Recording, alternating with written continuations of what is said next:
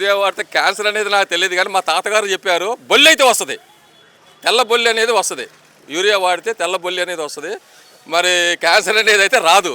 ఎందుకంటే అది క్యాన్సర్ అనేది తప్పు మాట. అది యూరియా అనేది ప్రతి ఒక్క రైతుకి అది ఫస్ట్ అదొక జీవనాడి. నాటు వేయంగానే యూరియా అనేది జీవనాడి. ఏదైనా గవర్నమెంట్ హాస్పిటల్ కానీ ప్రైవేట్ హాస్పిటల్కి పేషెంట్ని తీసిపోగానే గ్లూకోజ్ ఏ విధంగా ఎక్కిస్తారో అదేవిధంగా ప్రతి ఒక్క రైతు కూడా తను పెట్టినటువంటి బిడ్డ అయినటువంటి నారు కానివ్వండి, పచ్చిమిరప చెట్టు కానీ దేనికైనా సరే ముందు యూరియా వేసి బతికించుకుంటాడు. అంతేగాని దానివల్ల రాదు. వచ్చేకాడికి ఇన్ని సంవత్సరాలు బట్టి ఇన్ని క్యాన్సర్లు ఎక్కడ వచ్చినాయండి? ఎప్పటి నుంచో తరతరాలు బట్టి యూరియా వాడుతున్నాము. ఇది కొత్తగా మాట తప్పితే ఏరే మాట కాదు. ఇది నేను ఒక రైతునేనండి. నేను ఈరోజు నేను యూరియాకు తెచ్చుకోవడానికి వెళ్ళాలంటే ఒక 2 కట్టలు కావాల్సి వస్తుంది. నాకు 10 ఎకరాల పొలం ఉంది. 10 ఎకరాలకి నాకు 2 కట్టలు దొరుకుతలేదు.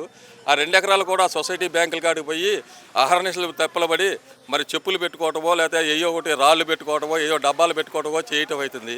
రైతుల విషయంలో ఈ కూటమి అట్ర ఫ్లాప్ అయిపోయిందండి.